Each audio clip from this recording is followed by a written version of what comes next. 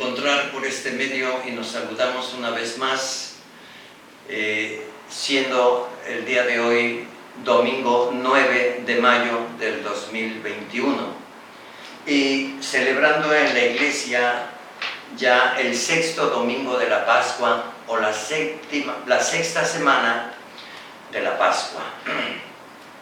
Recordemos que la Pascua se celebra en 7 semanas, es decir, 49 días, preparándonos incluso para la gran fiesta de Pentecostés, que es la fiesta de los 50 días después de la resurrección de nuestro Señor Jesucristo.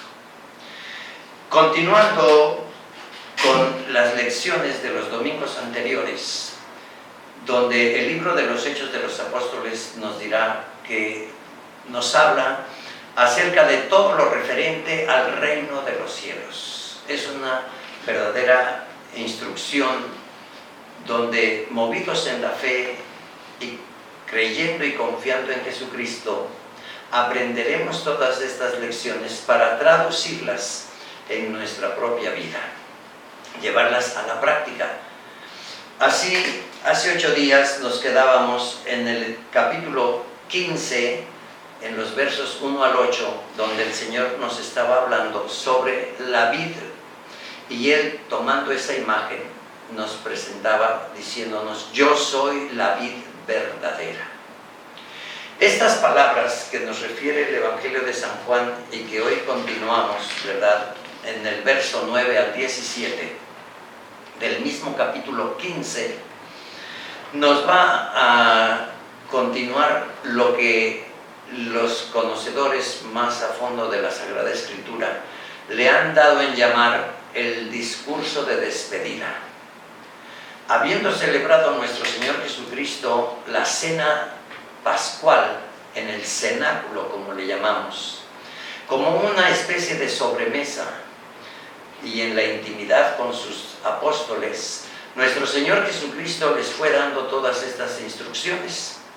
Parte de esta instrucción es exactamente lo que hemos venido meditando ya cuando nos habla del buen pastor o la vid verdadera. Hoy, continuando con estas lecciones, nos dice: como el Padre me ama, así los amo yo. Vamos por partes, retomando la imagen de la vid verdadera.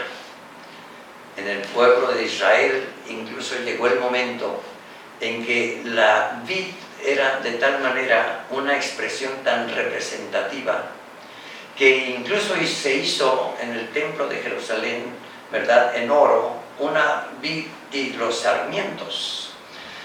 No solamente habla del cultivo de la vid y del vino, de las uvas, sino que está retomando estas imágenes también a la luz de los profetas que ya habían anunciado con esta misma imagen, ¿verdad?, y el cántico de la viña que nos presenta el profeta Isaías y algunos otros. Pues bien, nuestro Señor Jesucristo nos quiere hacer entender lo esencial, diríamos así, porque si Él es el tronco y nosotros los sarmientos, pues del tronco viene la savia que alimenta al sarmiento. Si se desprende o se arranca, pues se seca, como ya lo meditábamos hace 8 días, ¿verdad? Y a la vez, bueno, debemos de entender el cómo permanecer unidos en Cristo. Nuestro Señor nos dice: como el Padre me ama, así los amo yo a ustedes. Queridos hermanos, ¿de qué medida es el amor del Padre eterno hacia su Hijo Jesucristo? Pues no tiene una medida, ni lo podemos tal vez ni siquiera imaginar, pero sí podemos entender que es un amor infinito y eterno, que no tiene una medida y que es un absoluto incluso. Pero si en esa misma medida nuestro Señor Jesucristo nos dice que así mismo nos ama Él a nosotros, en ello nos está dando a entender, a la luz de esta imagen de la vid, la savia con que nos alimenta para que tengamos vida y vida eterna, nos está alimentando con la savia misma de su amor. Y debemos permanecer unidos en su amor. Ya decíamos hace 8 días que esa permanencia es en primer lugar desde el día en que fuimos bautizados y recibimos en este santo sacramento la misma vida de Jesucristo que murió en la cruz y que pasa a ser una propiedad nuestra. La vida de Cristo, diríamos, no termina como la de cualquier mortal que se muere y su alma, ¿verdad?, toma otra dirección. No, la vida de Cristo desde la cruz pasa a ser una propiedad, diríamos así, ¿verdad?, de el que cree en el Señor. De tal manera que el paso de la fe y proclamando nuestra fe en Jesucristo es por lo cual somos bautizados. Si nos bautizaron, incluso como es la costumbre desde muy pequeñitos, casi un bebé, pues nuestros padres y padrinos respondieron por nosotros, haciendo así un compromiso con Cristo y con la Iglesia. El pertenecer a Cristo por el bautismo es algo que no debemos olvidar y que sí debemos de seguir meditando, ¿verdad?, en qué medida somos pertenencia de Cristo y permanecemos unidos a Cristo por la fe y por su palabra. Por los mismos sacramentos que en un momento dado, en nuestra misma condición de pecadores, ya nos diría la Escritura que el justo peca hasta 7 veces al día. Imagínese usted nada más nosotros que somos simples mortales y que no tenemos todavía un grado de mayor justicia. Pues, ¿cuánto necesitamos, verdad?, de lo que llamamos también el sacramento del perdón de los pecados o el confesionario, ¿verdad? Porque ahí volvemos a retomar la vida que por el pecado se pierde. En el confesionario volvemos a renovar nuestro bautismo. Y más aún, diría yo, en el bautismo nos estamos preparando para resucitar con Cristo en el último día. Es un tema definitivamente muy propio dentro de la Pascua y de la celebración de la resurrección de nuestro Señor Jesucristo. El sacramento de la confesión nos invita a resucitar continuamente, si es que al mismo tiempo, siendo pecadores, vamos perdiendo la vida de Cristo. Para retomar la vida de Cristo y permanecer unidos en Cristo, necesitamos, es algo así necesario, el sacramento del perdón de los pecados. Ahí no solamente renovamos nuestro bautismo, repito, sino que a la vez nos preparamos a estar resucitando. En el confesionario, mientras nosotros vaciamos todos nuestros pecados en Cristo sacerdote, Cristo se vuelca también en nuestras almas para llenarnos de su amor, que en sí es la savia que nos va a mantener vivos como el sarmiento a la vid. Bien, pues tratando de entender y de profundizar estas palabras, nuestro Señor Jesucristo nos insiste no solamente en esa dimensión de su amor, que es infinito, que es eterno, y que es como una donación, es un regalo, por eso le llamamos gratis o gracia, es algo que gratuitamente nos da, nadie lo puede comprar, nadie tendría lo suficiente para pagar. Por eso el Señor, viendo que tanto lo necesitamos y su amor por nosotros es tan grande, que no se ha medido en seguirnos regalando y asistiendo siempre con su amor, lo ha canalizado y lo ha dejado, perdónenme la expresión, porque así le dio su real gana de darnos ese regalo en el sacramento del bautismo y de la confesión. Para sostenernos vivos nos dará el Espíritu Santo en el sacramento de la confirmación. El sacramento de la confirmación, podemos decir, es el sacramento del Espíritu Santo. Aquí mismo ya estamos preparándonos para celebrar, como decíamos hace un momento atrás, la llegada del Espíritu Santo. Y no nos olvidemos, queridos hermanos, que el Espíritu Santo es Señor y dador de vida. y que es el mismo amor que procede del Padre y del Hijo. Ese amor es la savia que nos va a mantener siempre vivos y siempre unidos en el amor de Cristo.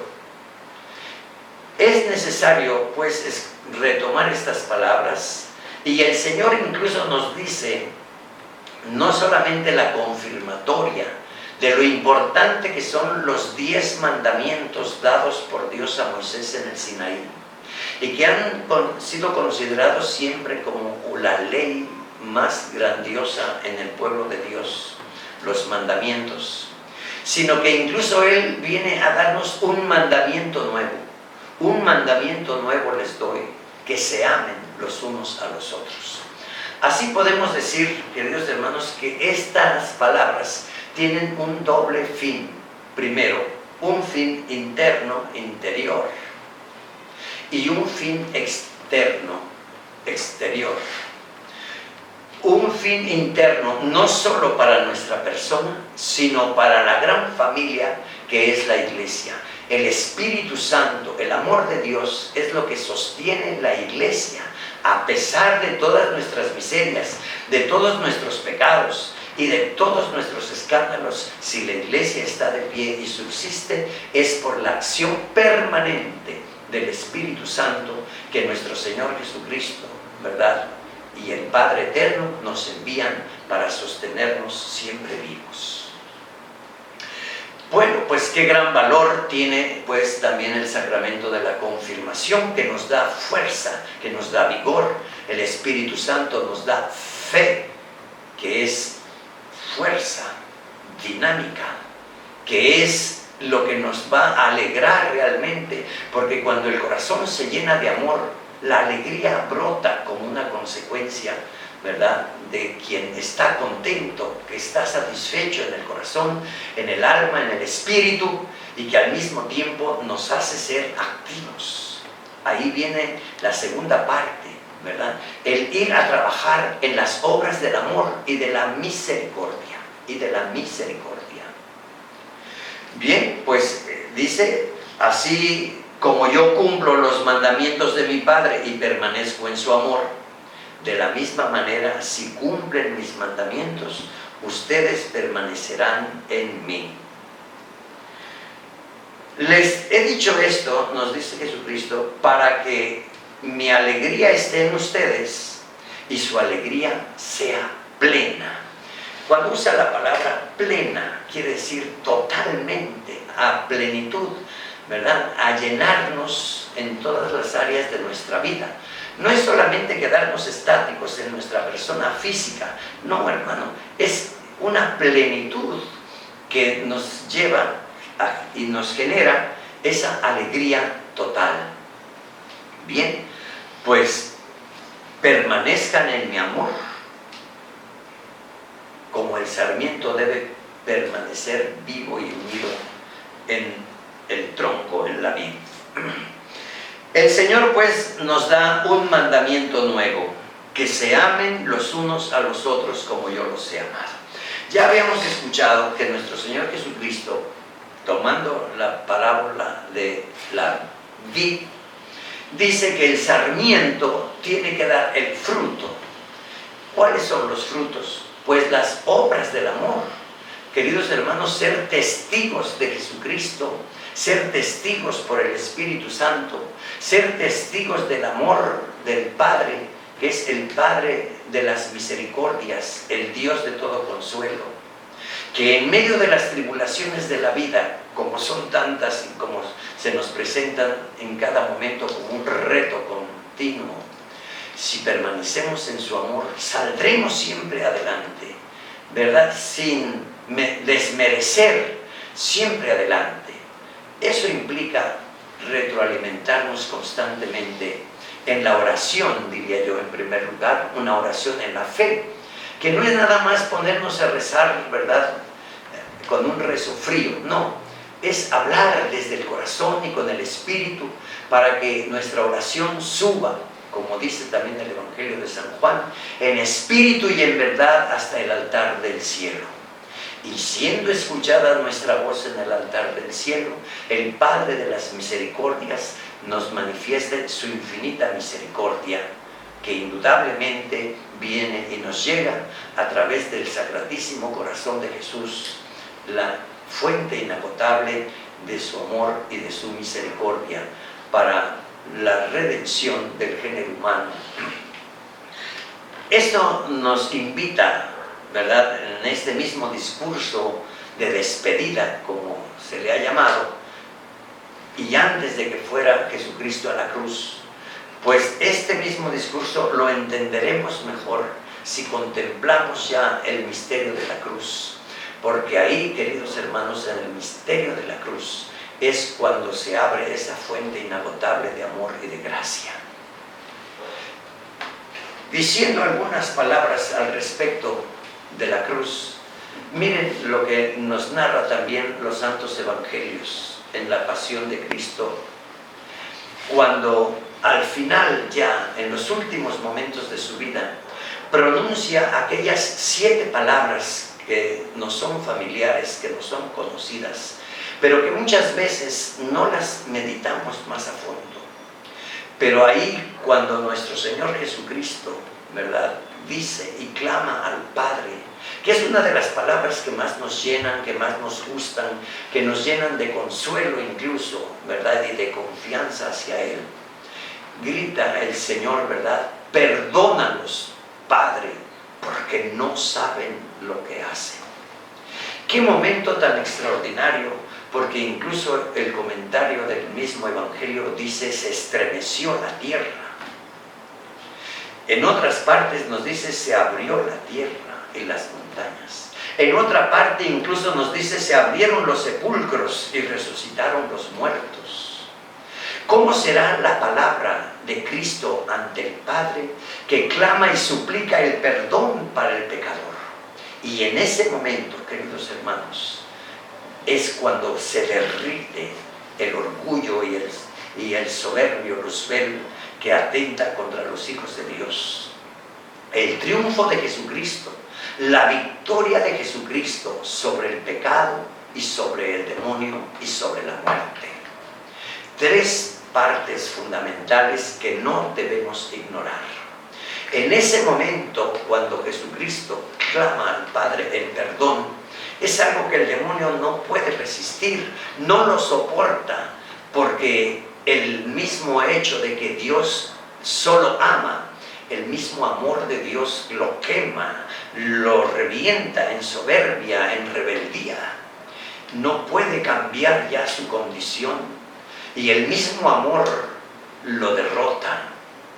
En la derrota de la cruz, el demonio es derrotado cuando el mismo Cristo suplica el perdón para el pecador y la misericordia del Padre. Dice incluso que se rasgó el velo del templo, que el Espíritu de Dios que se conservaba en el Santo de los Santos se desparrama sobre toda carne, como lo profetiza Joel y otros de los profetas. El amor de Dios se expande para el universo entero y para todas las generaciones, desde Adán hasta el último que habrá de nacer en este mundo. De tal manera era aquella situación que incluso cuando nuestro Señor Jesucristo expira y viene, ¿verdad?, el lancero, diríamos, ¿verdad?, el maestro de la lanza, a traspasar su corazón para no quebrarle los huesos, el mismo centurión que contempla al pie de la cruz tan cruel tormento, se convierte profundamente diciendo: verdaderamente este es el Hijo de Dios. Queridos hermanos, ¿cuánto significa cada palabra de la última hora de la cruz? Esta palabra, repito, estremece no solamente los cielos y la tierra, sino que hace temblar al mismo infierno y a quienes allí habitan.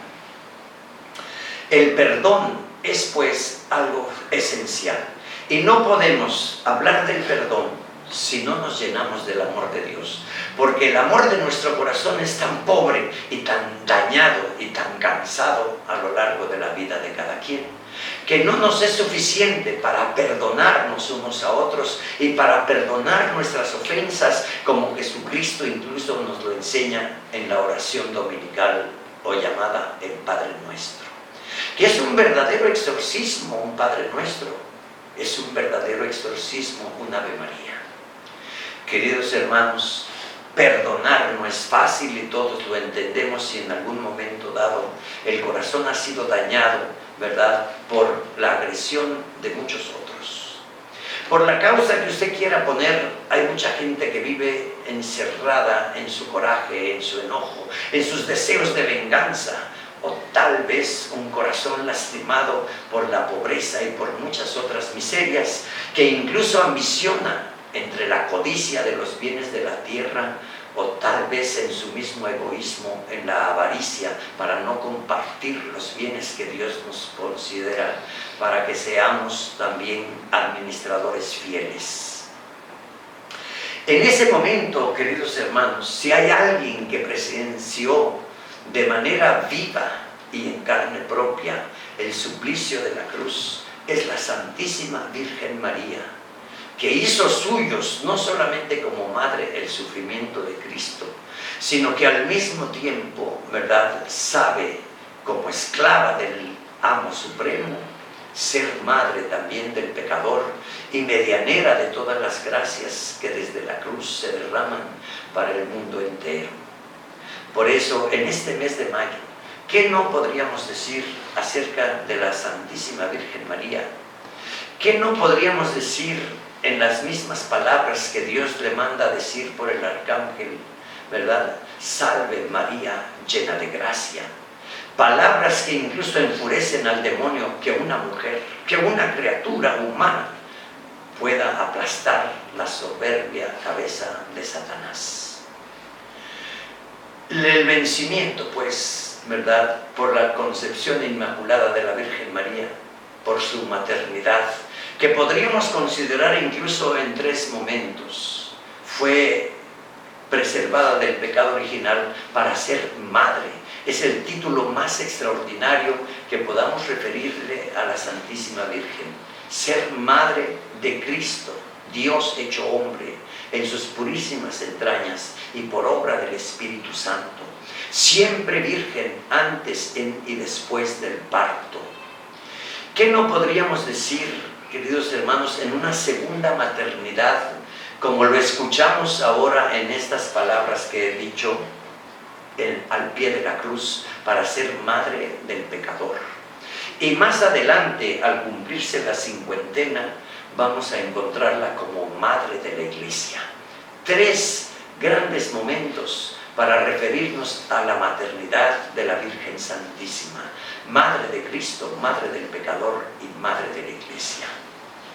Así nos lo ha definido incluso los concilios y así lo ha vivido incluso la tradición de la Iglesia desde sus primeros momentos y años de nuestra fe cristiana. ¿Cuánto tenemos que decir y apreciar cuando hoy, 9 de mayo, estamos en vísperas de celebrar a todas las madres, mujercitas, ¿verdad?, entregadas, muchas en la verdadera abnegación del amor, para prodigar toda clase de bienes también a sus hijos, para compartir como verdaderas esposas, para manifestar la fuente de la vida desde sus entrañas, y que hoy incluso nos hace decir felicidades a todas las madres.